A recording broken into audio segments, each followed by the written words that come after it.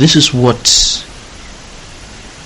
evangelists and missionaries bent on bringing the gospel into the depths of unreached villages and towns.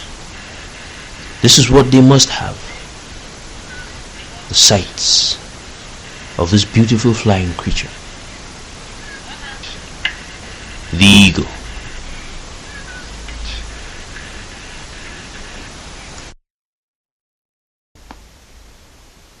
Roji is a tiny village in Tor local government of Bauchi State, Nigeria.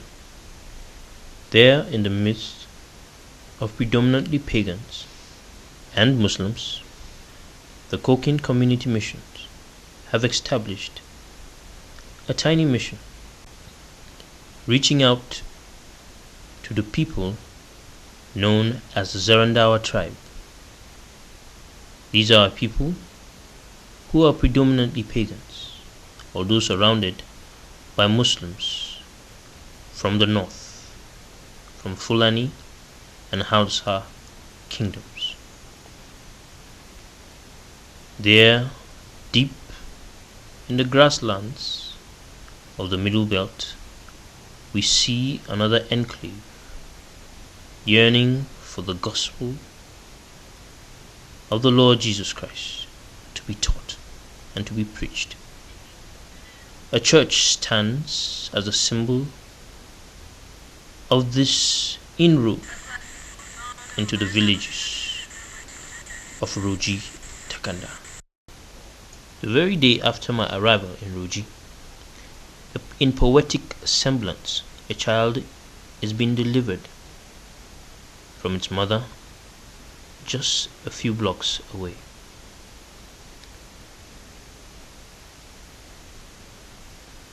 The women move in and out, helping the mother of this great bird.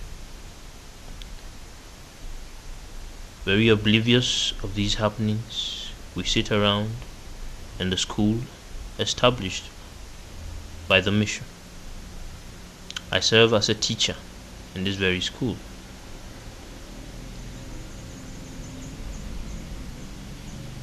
The mother is finally delivered of her labor.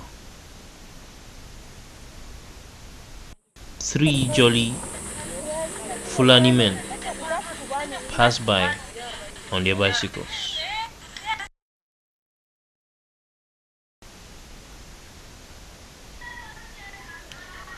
Nearby in the church, the men are hard at work, plastering and making the floor of the newly finished church.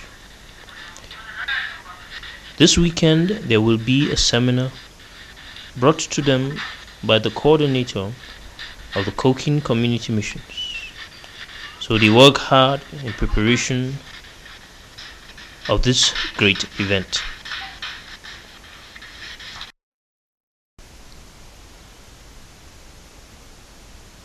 Pastor Zephaniah Musa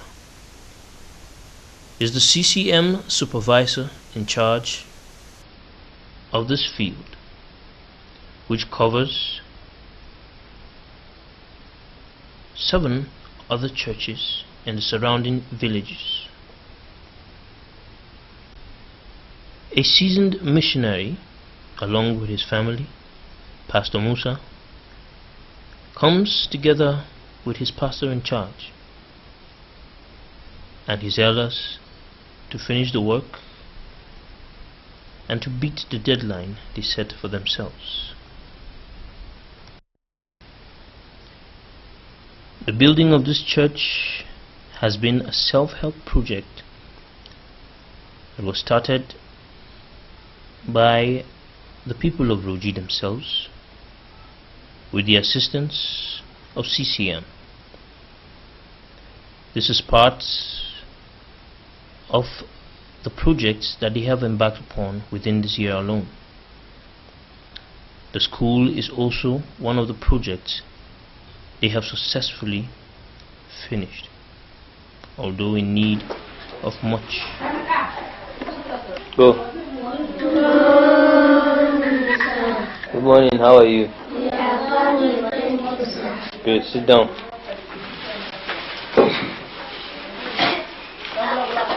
So, we'll start, each one of you telling me his name, okay? So, we'll start from here. Kuna jina? Kin gane abin na fada? Eh? Tell me your name, what is your name?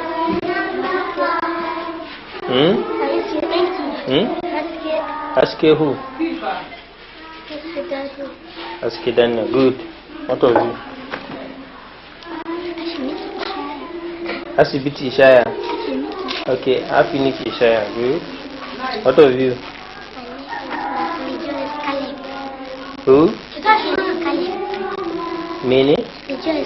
Rejoice. Okay, Rejoice Caleb. Kauna Enu. Okay.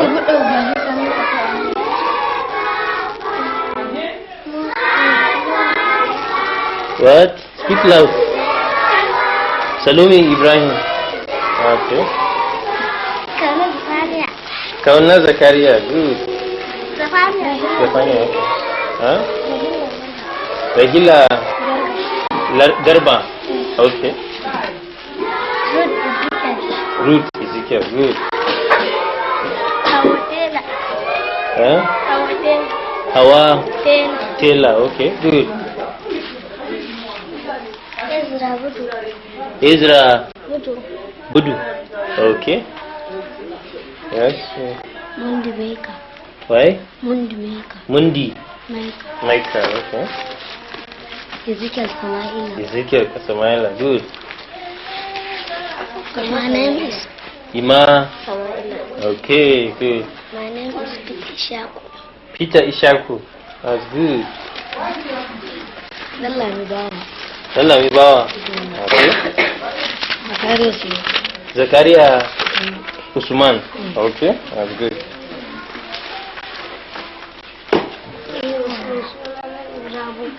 Eh? Rabu. Okay, Rabu why? Rabu Izra. Okay. Nana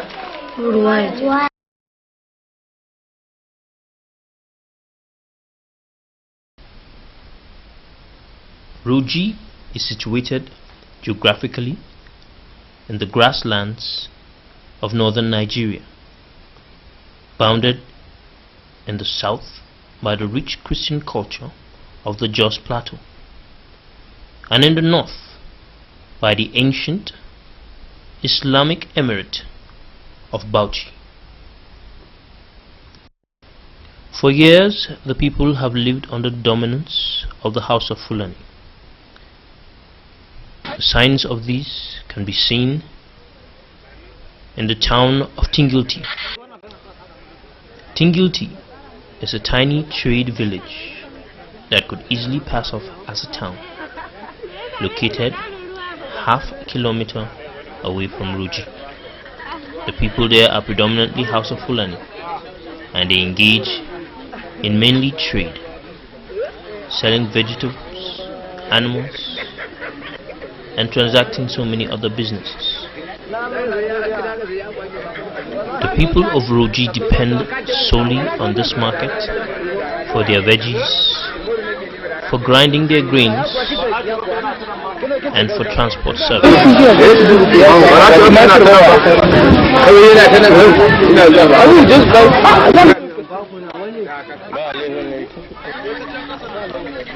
To our surprise, the people were not too comfortable at the sight of the camera. The Hausa tribe is said to be a culturally homogeneous but racially diverse people. They are said to be of about a population of 10 to 15 million, spanning between Nigeria, Niger, and even Ghana. Anywhere the Hausa people settle, they thrive on trade, and on their kingdoms. Their intermarriage with the Fulani tribes has made them even more stronger, with a language that has been adopted widely across the lengths and breadths of northern Nigeria.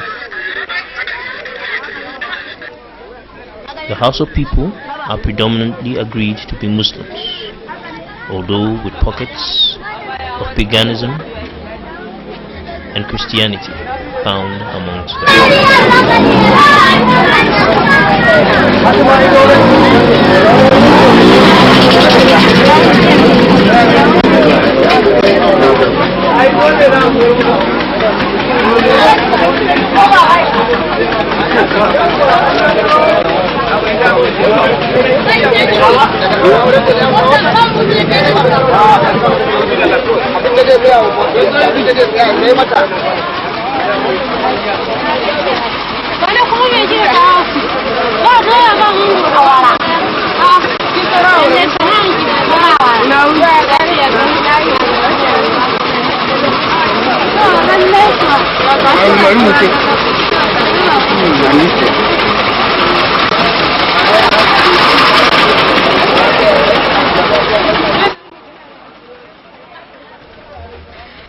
One of the only Christian inhabitants of Tingilti is this doctor who has chosen to establish his shop right in the midst of the people of Tingilti. This little medical center serves both Roji, Tingilti and other surrounding areas.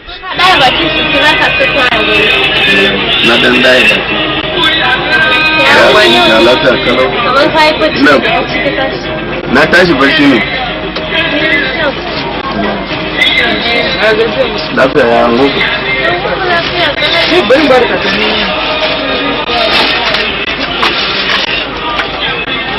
Kuna nan kalo? Mun zo cin kasuwan ganye.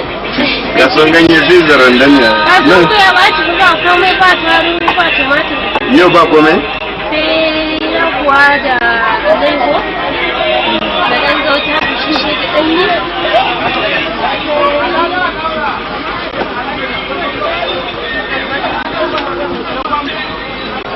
Ranar abokin ka muka gaishe da kayan farauta da muka yi. Wannan farauta. Wannan mai yankan katako ba? Suna yi a yi.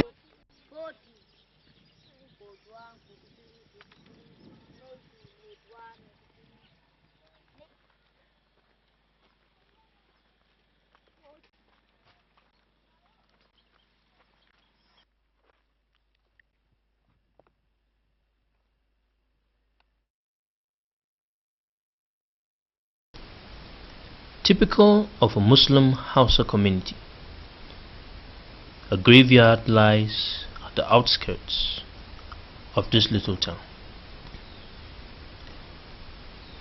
Just before we approach Roji again.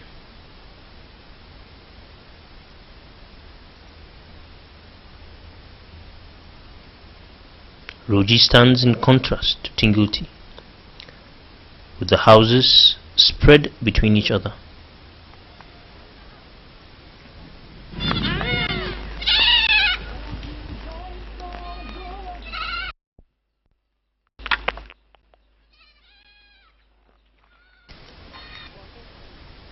CCM recently procured a grinding machine for the use of this community.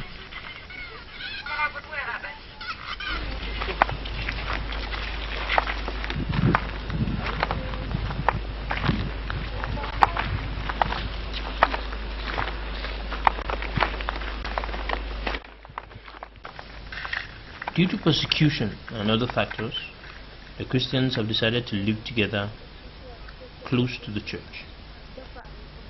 These bones are a sign of a different type of livelihood. The bones of a donkey, rumbus, a relic of the old times. We are here in the compound of one of the pagans who lives just close to the Christian settlement in Ruji.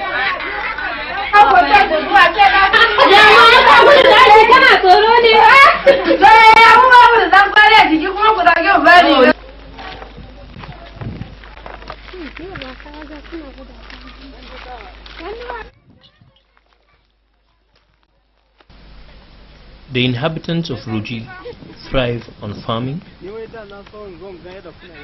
and selling of donkeys. Donkey meat here is a great delicacy. This is the abattoir for the butchering of donkeys. After butchering, the donkeys are taken to Jos and other parts of the country for sale to lovers of bushmeat.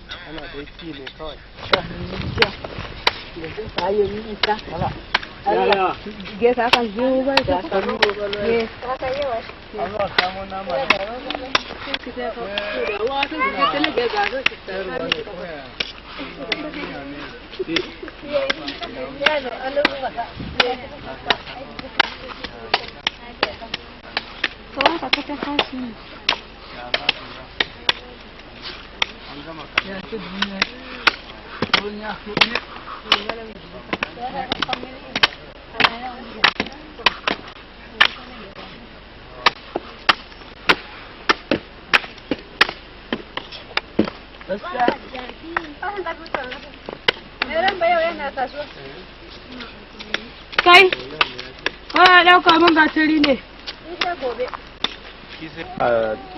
Wasu suna sa mashi kibiya nan na shekara wannan abin zai muni.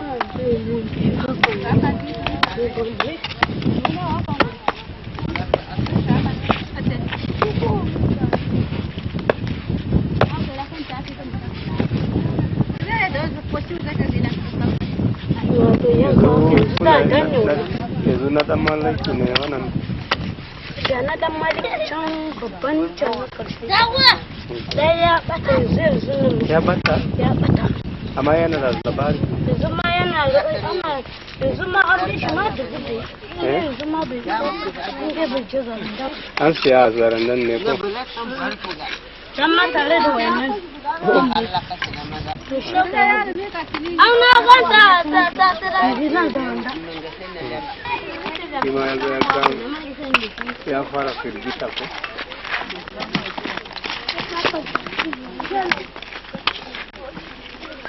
Hankali ya tashi yanzu yana jin wari yanwa. Kai ka fi gani da kafa. Ya ga yadda inda shanu ne sai ya tada bori sosai. Su suna da saukin kai.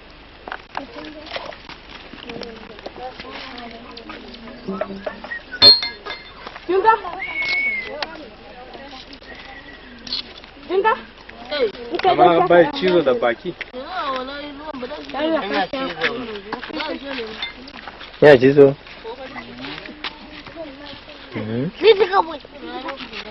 Halbin nan nashi kuma kamar shanu.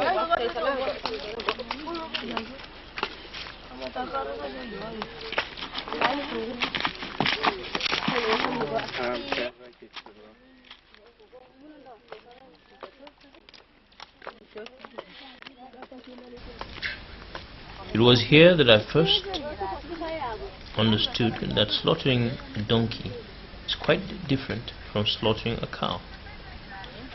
We decided to stay back and watch one being slaughtered. I must warn that the sight is not pleasant. Yeah, I want to.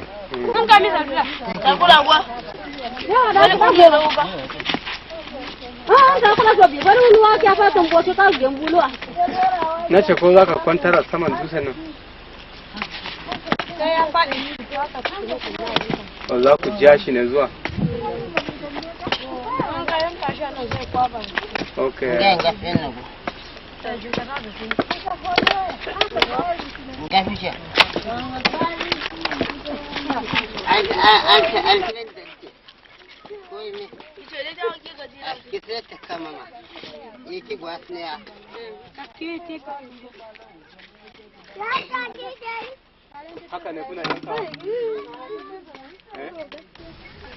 When slaughtering, the donkey is first pierced between the ears. A portion of the brain is broken into and it collapses. Then it is slaughtered and the blood drained from its body.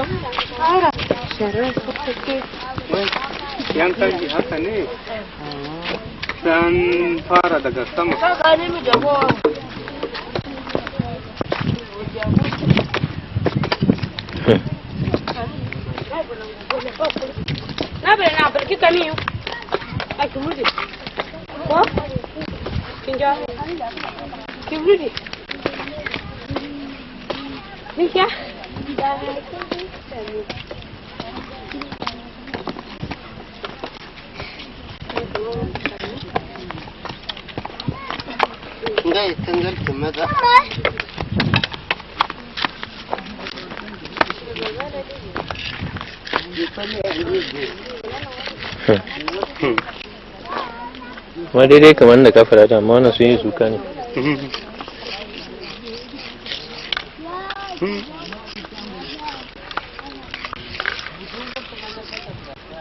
Obaja, igibi odaya.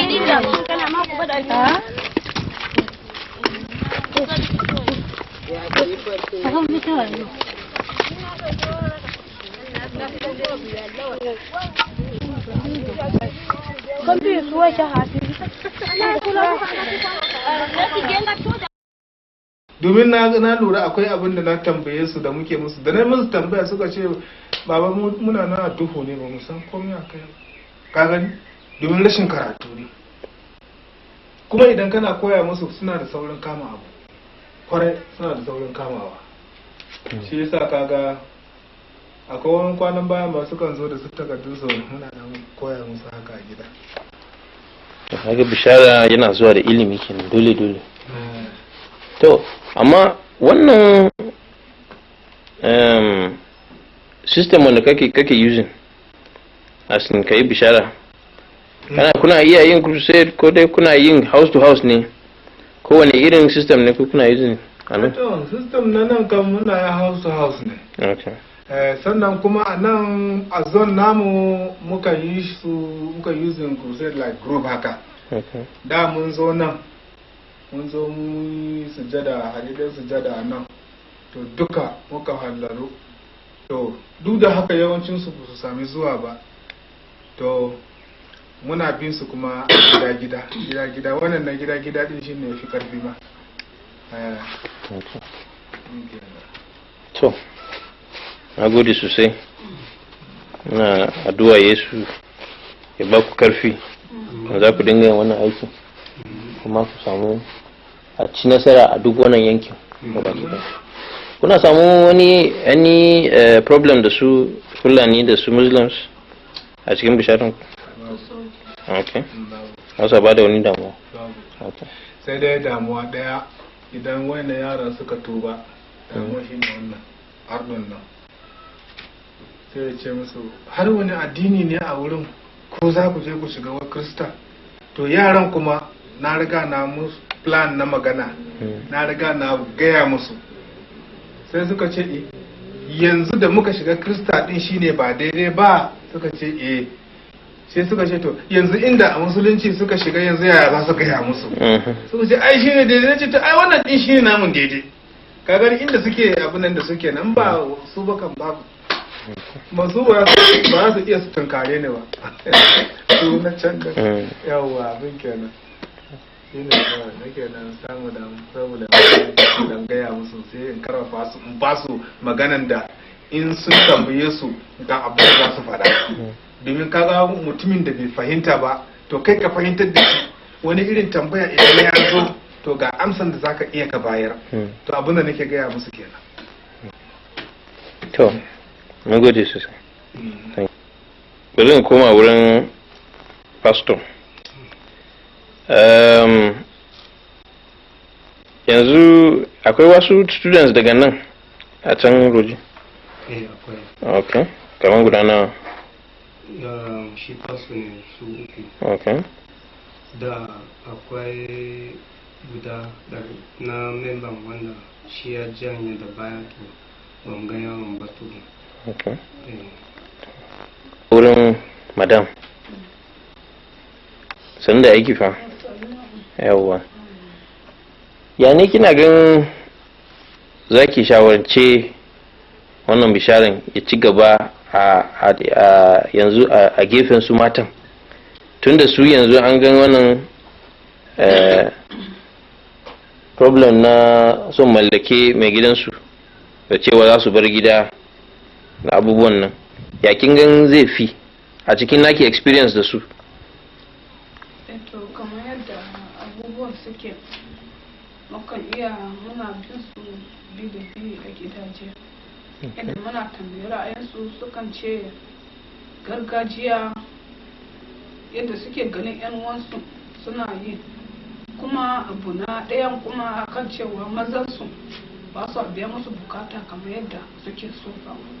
Su ne sukan ciyar da gida da abinci da kayan miya da kowane irin abin da suke ci mace ne za ta nemo, namiji kuma zai nasa ya tanada ya ajiye na biyan bukata na jikinsa, amma ba zai iya taimaka ma mata ba. Don haka ko in sun shiga cikin kiristanci suna gane kamar halin mazan su ba zai iya gyaruwa ba. To shi yasa mukan bi su mukan fahimtar da su mun ce idan sun shiga cikin kiristanci ba za su iya su yi wadansu wahaloli da yawa kamar yadda sun saba suna yin na gargajiya ba. To dai suna jiran mazan su idan sun karba nasu su ma za su iya karba, domin kowane namiji zai jawo matarsa. Idan matan da bata bi mijinta ba, idan mai gidan ya ce mata ta fita, kasan hakkinsa ya fita domin ya riga ya karba Yesu. Matan ta bi shi bata bi shi ba, ko da an kore ta ne a gane na yadda ne na gaya musu, to su ne suka kawo wannan damuwoyin. Amma idan ba haka ba, muna gani idan har mazan sun karbi kiristanci duk abubuwan da da suna iya gargajiya ba za su sake yin su haka ba. To sun fara dan ganewa dai tukunna. To kai zan ce kuma akwai aiki kenan. Allah ya albarkace ku. Sanu mun je mun yi orientation daga wurin kuma mun zo nan this year it is February ko mun zo nan February at first muka zo nan muka ci gaba da aiki kenan. Ina ga kaɗan da zan iya faɗa kenan a takaice. Kina da aure ne? To ban riga na yi aure ba tukunna. To sauran kilos. A takaice dai ni sunana Rose Simon Lezan kai Dala. Ni asalin yar Adamawa State ne, amma babana yana aikin pastorship for more than 20 something years kenan zaka. So I'm currently ina zama a Fortis School a wurin ne babana yake aiki. So na yi makaranta na primary school a Dalwa, sannan kuma na yi secondary school na a GJC Sugo. Daga can na ji na haɗa kai kuma da College of Education Wakabiyu, inda na gama last year, that was 2008. Ina gamawa kuma kamar yadda ita yar uwa ta faɗa, Allah ya sa aka zo awareness CCM week din nan, aka zo aka sanar da cewa ana neman malamai. Aka shi gaskiya reverend din mu ne aika ma kan cewa fa gashi abin da yake faruwa, because I was not informed in time. Sai na zo yana ga mun gashi abin da yake, na ce to ba wani abu. Daman it has been long, na so man haɗa kai da evangelism team na RCC Borno ke sama bai yi ba. So Allah ya sa muka zo orientation a BOM, aka mana interview, aka za ka gani cewa ya kamata sun yadda da abubuwan da an so shi da suka samu garin mu su shi kenan. Muka gama orientation muka koma gida, sai Allah ya sa muka je muka shirya, muka taso muka zo Roji. Kashin gaskiya mun zo Roji ranar 31 ga watan 2. Allah ya kawo mu cikin wannan gari Roji, muka sami kanmu a wannan wurin muna aika ubangiji. Ina ganin sai godiya. Yanzu ya zaki gaya mana batun kafin je haka kina da aure? To ya ne kuka ga aikin da kuka zo? Heroes ki ci gaba sai mu kuma. Gaskiya dai aikin nan da muka zo muka gani for the first day kan gaskiya ba mu same shi da sauki ba, domin yanayin wurin da muka zo muka gani, amma da shike Allah na da irin nufinsa da mutum. Muka zo kuma da muka kwana daya sai muka zo muka samu ba wani problem. Yanzu har ya kasance ma muna jin daɗin wurin, yadda mutane suna karɓar mu da su menene abubuwan da suke mana dai, zo mun ji daɗin zama a nan. Har ya kasance da damuwa da muka samu da fari shine game da ruwan sha, amma Allah ya sa to abu bayan da ka iya kuma da taimako bin yi mun zo mu saka mu. Kamar ni kan farin zuwa na bana iya shan ruwa, sai na shiga ɗaki na rufe fuska na kafin na sha. Amma yanzu kan ya zo ya kama ni dole gashi nan na shan ruwa. Ni kin rufe fuskan ki? Sai na rufe fuska na, gaskiyan ki na shiga ɗakin kulle fuska na. A wacce nan ma tana kai mun dariya kan cewa wani irin abu ne wannan, ce kai ruwan nan ba zan iya haɗiya ba. To da shike yanzu ya zama jiki gashi nan muna ciki muna sha, sai godiya. Anatu kifa kin girman dandi ne ko ki ma kin saba da wurin?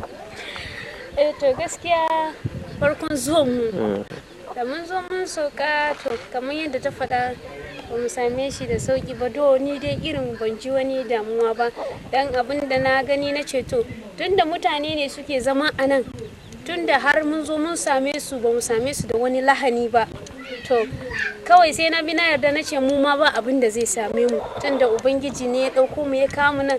Dan ba mu taɓa tunanin za mu zo mu samu kanmu a cikin wani gari mai makamancin haka ba. Dan gaskiya zama kamar gari kamar haka kan yana zama da wuya.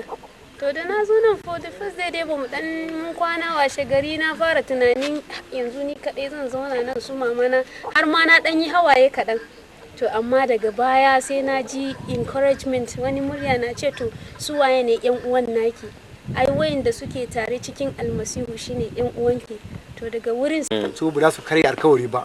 To ka je da muka yi zama da wayannan fulanin kenan, to kashi ga yau kuma suna kokari domin su taka mana hakkin mu. To kaga wannan ba zai yiwu ba. Shi ne damuwar namu da muka samu a nan kenan, domin mun samu jarabobi sosai da damuwa a nan din. To lokacin da muka samu zama da ne da su babban zanen kuma ainihin wurin dama wannan wurin su fulanin abin da yasa suka gudu suka bar wurin lokacin akwai damuwar da sun samu, iyaye suna mutuwa a wurin. To ka san mutane na da su suna ganin kamar mutuwan nan kamar an sa wani ciwo ne a wurin, don ka ainihin mu din ma iyayen mu sun gudu nan don saboda akwai ciwo a wurin, akwai wani ciwon da ake kiran shi agana. Yawwa, to wannan ciwon ya adabe su nan suka gudu suka bar wurin. To mu darajar da muka zo muka aka ba mu wurin nan ma ana ganin cewa mu dai da yake ba a bukata ba a soma sosai, shi ne aka ba mu wurin. To da muka zo nan mun fara samun damuwa, amma cikin alherin ubangiji, don shi baba su waizo lokacin ya ga wani abu kamar doki, wani farin doki yana gudu ban gidansa. To ranar da ni da na yi wata daya a wurin da muka zo, dama shi farkon zuwan shi so waizo ran da ya zo da ya kwana ya yi wata daya, ya yi sati biyu ne, ni ma yana biyo bayan na zo. To ina ganin ina wata daya yana zo na samu damuwa rashin lafiya. Ta cikin rashin lafiyar nan, to sai wani abun ya zo mun kamar mafarki. To wannan mafarkin da ya zo sai na ga mutum ne amma kafofinsa doki ne, hannayensa doki ne amma a fisko shi mutum ne. To wannan abun na kira shi pastor na ce ka su taimake ni addu'a domin a ranar abin ya zo min kaman zan bar duniya a wurin a ranar. To abin ya zo da sauki sun zo sun mun addu'a. To ranar da na je ina addu'a can gidan nan da gidan gurgun nan. To da na je ina zaune akan wani fa'a sai na ga na kwanta kenan ina jin zaka ga wani birbin na ma ya fadi a kasa. To ina da na yi addu'a nan sai na kwanta. To sai abin ya zo min kaman barci sai na ga mutanen namu duka mutanen da suke da mutanen mu sun zo sun fito da warke su sun kiwaye na haka. To gaba daya wurin ya zama kaman na tashi na duba sai ina ganin kawai ina sakin mutane ne. Abin ya zo min kaman mafarki kenan na tashi. To mun samu masaloli da dama a wani wurin na sosai ma amma godiya ga Allah yanzu kam abin ya zo da sauki gaskiya. To kaga shi da wani ma gashi nan da kokola nashi bai yi abin nan sosai haka ba da shi Musa gashi ga kokola nashi ya fara tafiya sosai kuma amma lokacin da muka abin nan kam in ka zo ka same shi kuma haba mutum ne sosai ma to damuwan da mun samu a nan kenan sosai mun fuskanci masaloli dama a nan sosai gaskiya. Wallahi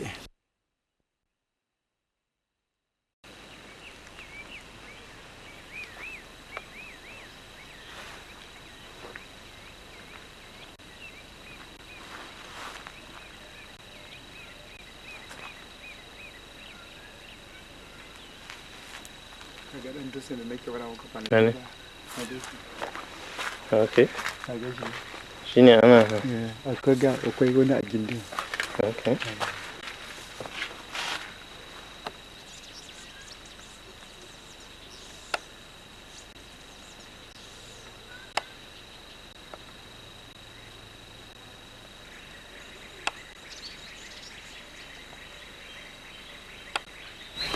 Yawa. Wannan shine wurin da ainihin kakanninmu suke safi a wurin. Okay.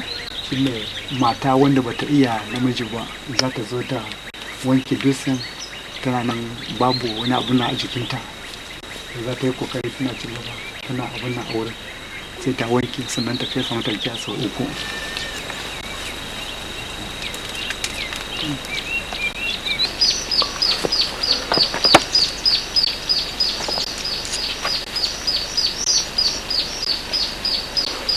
Akwai ruwa sama can kin? Akwai ruwa.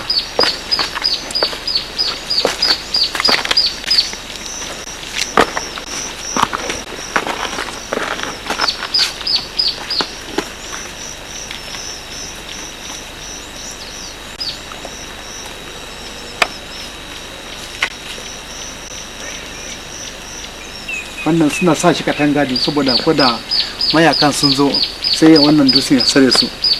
Da kaga condition din kenan ne da haka to da sun gina shi sosai da nisa sosai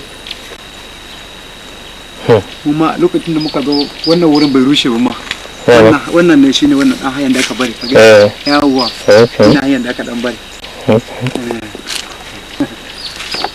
duk da su suna nan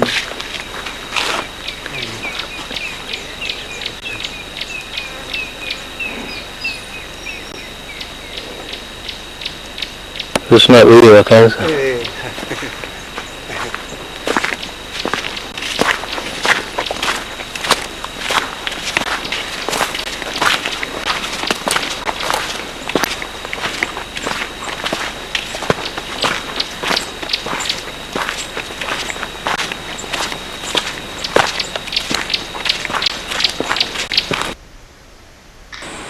The Zaranda Rock is the ancestral home of the Bazungu people. They go there once a year to perform the rites for rainfall and to their ancestors. Muna da beto a hannu muna gudu muna rigaya domin mu je mu samu wani gyan da an kafa a can wanda za mu je mu zauna a wurin na ana yin safi a wurin to wanda ya riga ya je wurin shine za a bashi kan gyan ya sha. Wato za ku yi da gudu kenan? Da gudu za mu sauko daga can zan je nuna maka wurin da za mu fita daga wurin za mu je da gudu har mu sauka kasa mun je can kuma sannan mu je mu taru a can. na mu je mu samu manya suna can sun taro. Akwai shekaran da mun zo mun hau wannan dutsen nan, da mun zo za mu yi wannan safin shikenan, to an nemi wa'inda za su zo su yi safin a garin a gidan, sai suka kira ranar. To shine sai na ɗauki wani su kanina guda biyu daga can gida muka baro wurin da muka bari yanzu, muka zo da gudu. Ai muka samu wannan baban su Elisha. To shine ya ɗauki kayan safe zai zo dutse, sai na ce a'a kawai in karbe ka. To na ɗauki wannan kayan safin nan mun taho. To abin da zai faru ranan in ga muka, ranar ne aka fara samun farkon damuna. To damunan nan ta sami ma wannan da za mu haura yanzu a wurin. To in ga maka ruwa iska da wani iska da ta taso, shikenan sai iska na ya tashi zai kwashe wayannan yaran nan, zai gungura da mutu. Dama muna dan jikin gaban wani dutse ne haka. To shine na ɗebo yaran nan na tattara sa wani gindin bishiya haka. To shikenan sai na kwanta a kansu, sai iska nan ta taso itacen da muke gindin, sai itacen ya tashi da gindin. In ga maka to iskan nan fa ya buga kayan safin namu har yau, koriyan safin muna kiran shi moda, wanda muna ɗiba gyan mu yi fesa ma wannan dutsen nan. To in ga maka da iskan nan ya ɗauka daga kan dutsen nan sai can kasa, har yau ba mu samu wannan kayan safin ba. To wannan wahalan na sha kai, da na koma na ce to wannan wahalan da mutum yake sha menene, wani riba ne mutum zai samu a cikin wannan kayan kai. Na ce na shikenan abinda zai faru shine irin al'ada na zagan nan. To sai aka ɗauka min matana, wani ya ɗauka min matana, shikenan sai na cije a zuciya nan ce to ni zan tafi. To Allah ya sa shi ita matan na wani ma tana bukata za ta yi zama Kirista ita ma. Shikenan ta wannan hanyar ne, shikenan sai da zo ta ce mun kai dama ita din iyayen ba sa son zaman ta a wajena. Shikenan ta ce kai amma inda za ta samu mu canja wani hanya, ita ma tana bukata. Na ce to ni ga kudurin da na sa raina, na ga zaman da nake a cikin safin nan baya mun amfani sosai ba. Ita ce to shikenan, shine muka shirya ranar Asabar da yamma muka je fasiya muna addu'a. To Lahadi kuma ya muka je. Hanyoyin da na samu har na zama Kirista kenan. Amma wahalar nan da na sha dusun nan da shi ne ya bani wahala. To lokacin ne sai aka zo aka karbe shi, aka sa shi a nan Kwambo, wani yare ne shi. To duk mutanen namu suka yi kokari domin su gaje su dai sun yi tafiya tare da su ba za su karya alkawari ba. To ka je da muka yi zama da wayannan fulanin kenan. To kashi ga yau kuma suna kokari domin su taka mana hakkin mu. To kaga wannan ba zai yiwu ba. Shi ne damuwar namu da muka samu a nan kenan. Domin mun samu jarabobi sosai da damuwa a nan din. To lokacin da muka samu zama da ne da su babban zanen kuma ainihin wurin dama wannan wurin su fulanin abin da yasa suka gudu suka bar wurin lokacin akwai damuwar da sun samu, iyaye suna mutuwa a wurin. To ka san mutane na da su suna ganin kamar mutuwan nan kamar an sa wani ciwo ne a wurin. Don ka ainihin mu din ma iyayen mu sun gudu a nan don saboda akwai ciwo a wurin. Akwai wani ciwon da ake kiran shi agana. Yawwa to wannan ciwon ya adabe su nan suka gudu suka bar wurin. To mu darajar da muka zo muka aka ba mu wurin nan ma ana ganin cewa mu dai da yake ba a bukata ba a soma sosai, shi ne aka ba mu wurin. To da muka zo nan mun fara samun damuwa, amma cikin alherin ubangiji don shi baba su waizo lokacin ya ga wani abu kamar doki, wani farin doki yana gudu ban gidansa. To ranar da ni da na yi wata ɗaya a wurin da muka zo, dama shi farkon zuwan shi so bai zo ran da ya zo da ya kwana ya yi wata ɗaya, ya yi sati biyu ne, ni ma yana biyo bayan na zo. To ina ganin ina wata ɗaya yana zo na samu damuwar rashin lafiya. Ta cikin rashin lafiyar nan to sai wani abun ya zo mun kamar mafarki. To wannan mafarkin da ya zo sai na ga mutum ne amma kafofinsa doki ne, hannayensa doki ne amma a fisko shi mutum ne. To wannan abun na kira shi pastor, na ce su taimake ni addu'a domin a ranar abin ya zo min kamar zan bar duniya a wurin a ranar. To abin ya zo da sauki, sun zo sun min addu'a. To ranar da na je ina addu'a can gidan nan da gidan gurgun nan, to da na je ina zaune akan wani fa'a sai na ga na kwanta kenan, ina jin zaka ga wani birbin na ma ya faɗi a kasa. To ina da na yi addu'an nan sai na kwanta, to sai abin ya zo min kamar barci. Sai na ga mutanen namu duka mutanen da suke da mutanen mu sun zo sun fito da warke su sun kewaye na haka. to gaba da wurin ya zama kaman na tashi na duba sai ina ganin kawai ina sakin mutane ne abin ya zo mun kamar mafarki yana na tashi to mun samu masaloli da dama a wannan wurin na sosai ma amma godiya ga Allah yanzu kam abin ya zo da sauki gaskiya to kaga shi da wani ma gashi nan da kokola nashi bai yi abin nan sosai haka ba da shi Musa gashi ga kokola nashi ya fara tafiya sosai kuma amma lokacin da muka abin nan kam in ka zo ka same shi kuma haba mutum ne sosai ma to damuwan da mun samu a nan kenan sosai mun fuskanci masaloli dama a nan sosai gaskiya wallahi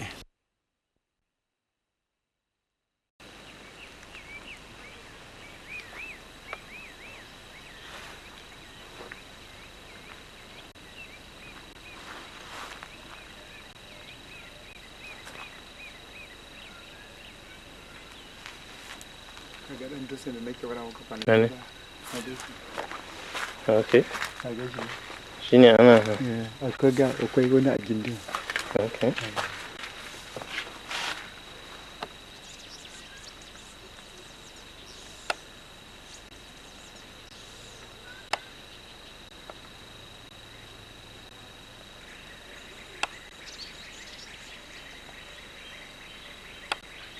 Yawa.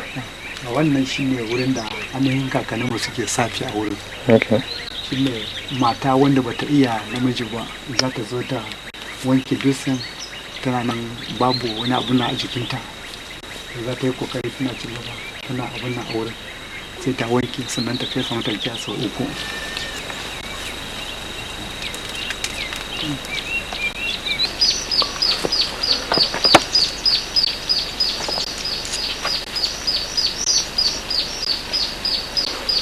Akwai ruwa suna can kin? Akwai ruwa.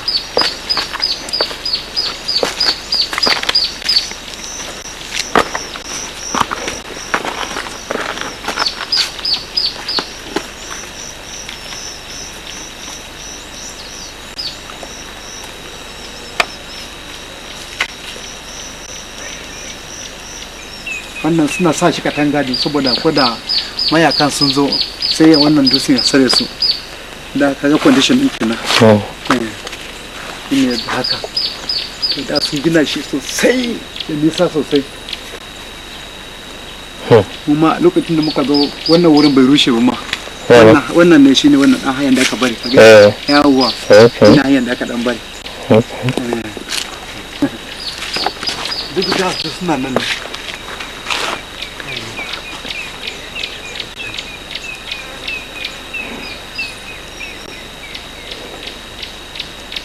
su suna ɗorewa kayansa.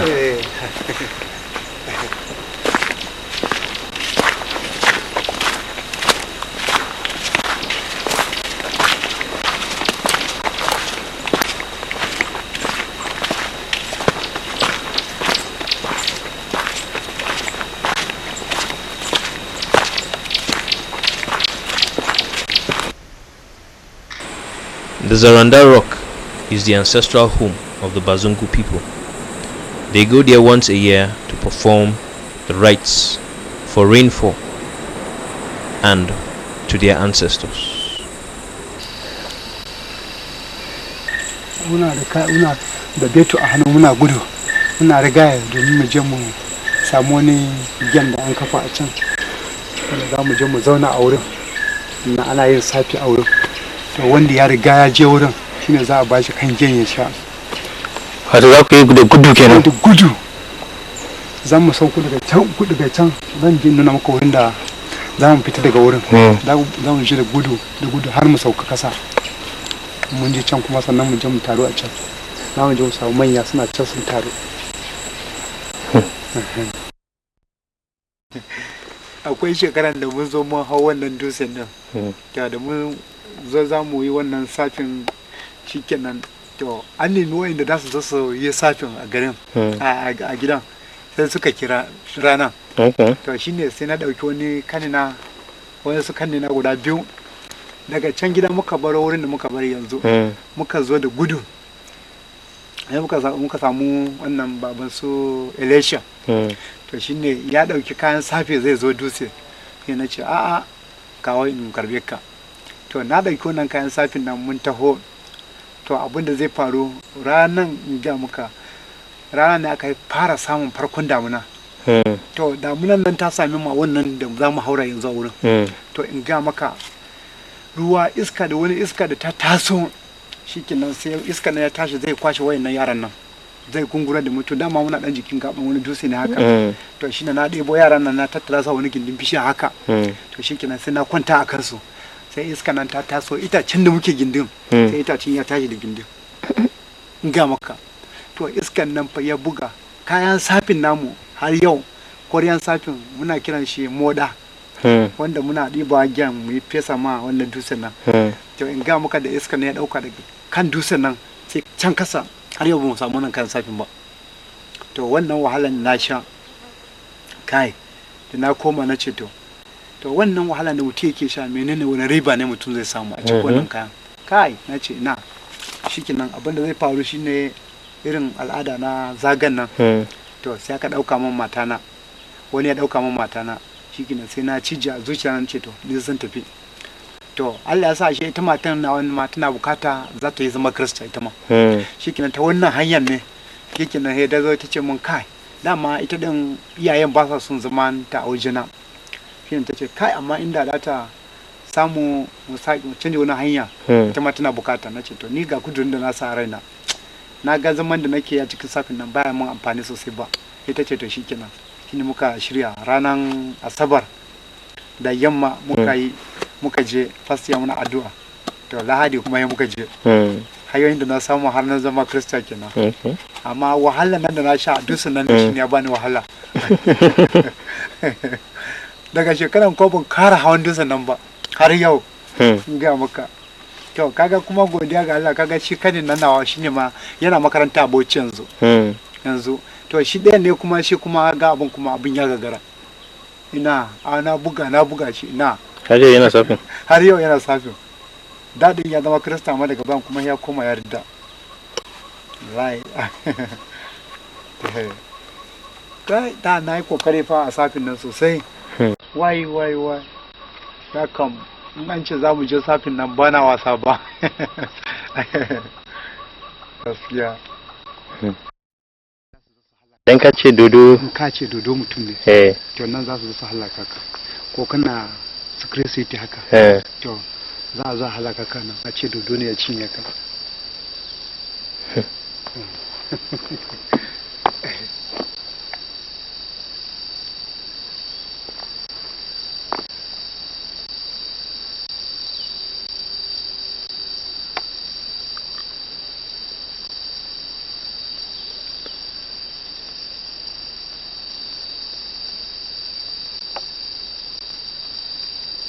mamansa to an tambaye shi ya ba da izini cewa ga laifin da wani ya yi to sannan akwai wasu manya guda biyu wanda za a tura su sannan tura sabbin matasa masu ji da kansu da karfinsu to za su kama shi to za a fara buga keyansa in an buga keyansa na jefa shi to ka ganin baya da halin fita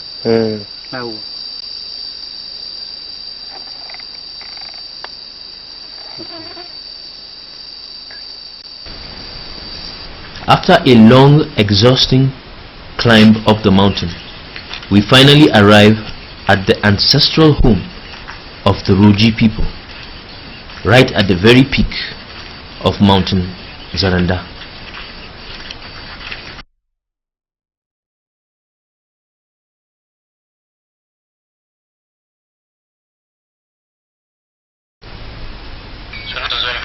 Scattered all over the landscape are little altars designed to aid spiritual worship of the Roji ancestors. There are so many and so dotted all over the landscape that they can deceive one that they are actually graves. But like the lizard that we saw planting its eggs in the field, these to me look like the eggs of a cultural revolution. The people of Zaranda have planted their eggs in this landscape to maybe one day hatch and emerge from this land.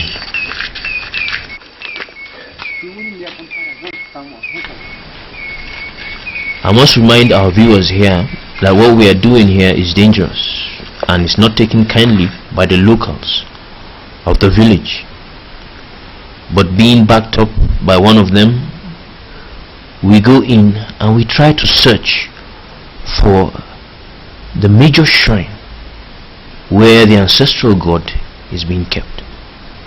It is hidden among one of these altars, and we try to find it.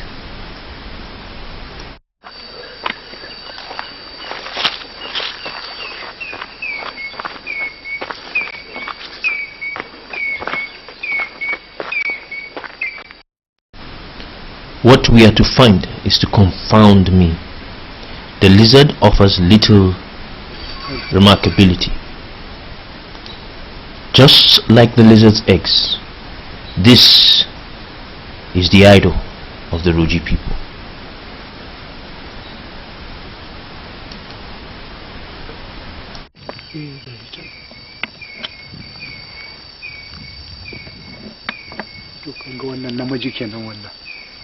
Wannan kaman tsohon garin yanzu kaman baban Joel, baban su Joshua, to yanzu shine wannan.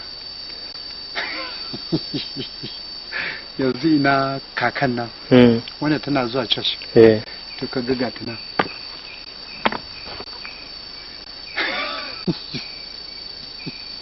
To kaga akwai wani kaka kuma har ga ta nan mabiyanta, wata jatuma mu.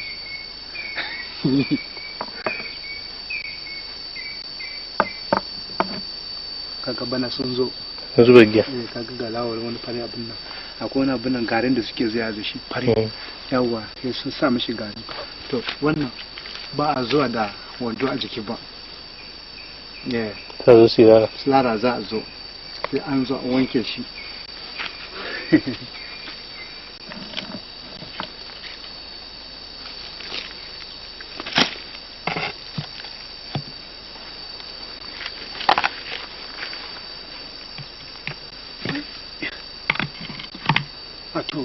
Wannan kuma ya sama ne? Sama.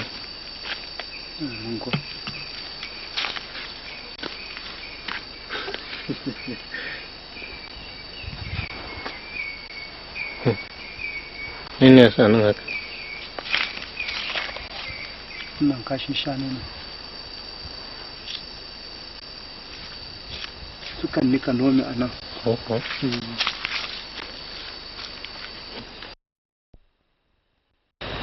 In the days of old,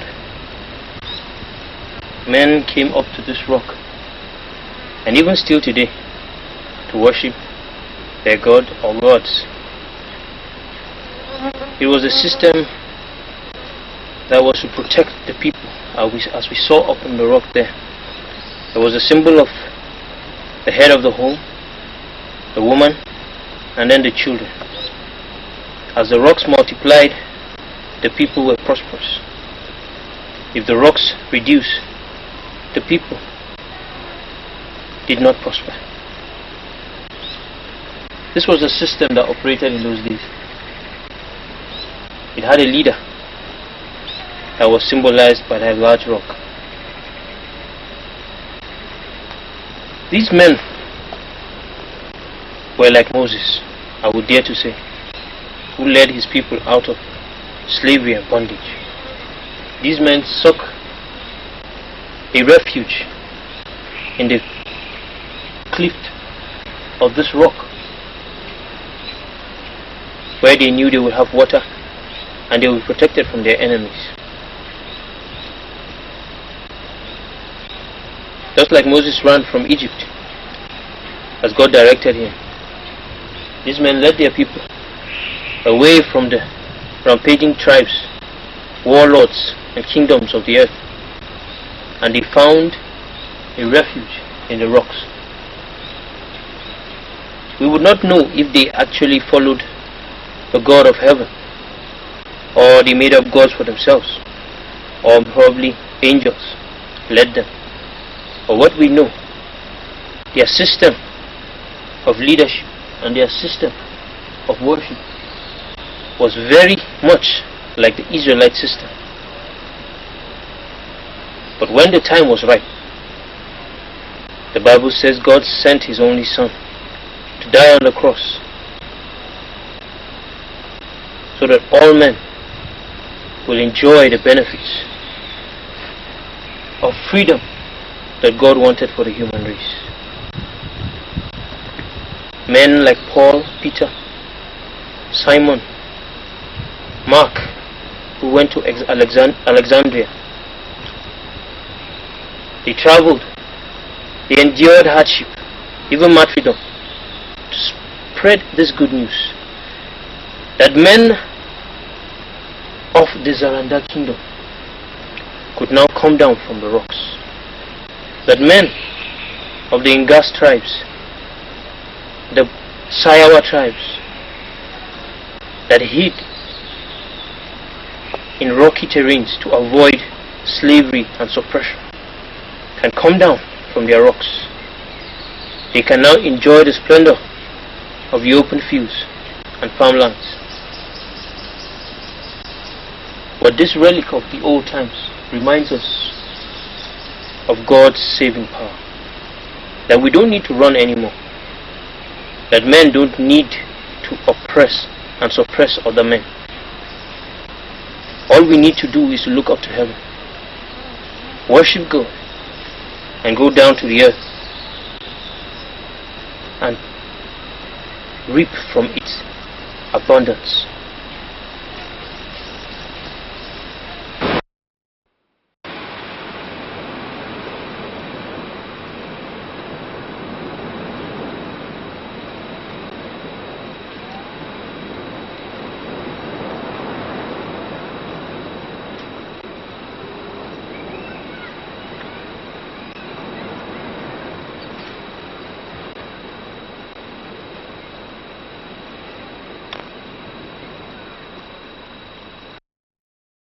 Allah ka yaɗe min kuma abin mamaki in ya ce ya yafe ma a baki ya yafe ma a zuci mai yafe ba yawa a baki ya yafe ma a zuci mai yafe ba yawa sai na kaji yana magana wani yayi man laifi na yana kyale shi na yana kyale shi na uku ban kyalewa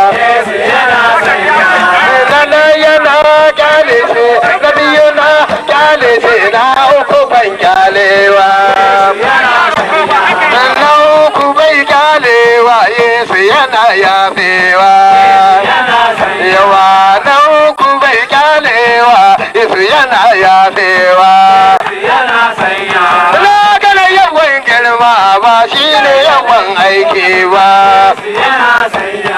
kai da ma mu yi lura a duniya labari kai da ma mu yi lura a duniya labari mai gyara halin mu da kyau don hausa cikin hausawa kila kuna ganewa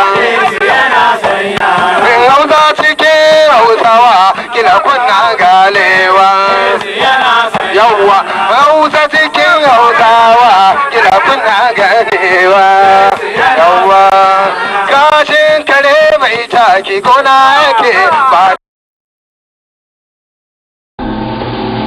Yes, that was a special edition of Searching the Heart. I hope you enjoyed this very edition. Please put your comments down in the comment section. The links are in the description. And you can send your questions to daviddunji@gmail.com or author@daviddungibooks.ng. All are there for you to send your questions, or daviddunji@yahoo.com. Thank you for watching this episode. I hope you continue to subscribe to this channel and send in your comments and your questions, special requests. Of course, go to the website and order your books, and tune in again for the same another edition of Searching the Heart. I am David Chinke for you today on Searching the Heart. Discover a transformative journey into the kingdom of heaven. Following the initial publication, the author dives deeper with 2 insightful follow-up books. Ever felt disconnected from God even in worship? Explore how God's unconventional ways can transform your life. How can you align with divine plans, avoiding distractions? Find answers in The Kingdom of Heaven on Earth and The 3, Illuminating Christian Truths and Prophetic Practices. Unlock profound insights guiding you toward a deeper connection with God. Don't miss out. Dive into this enlightening exploration today. Click the link on the caption to get your copy.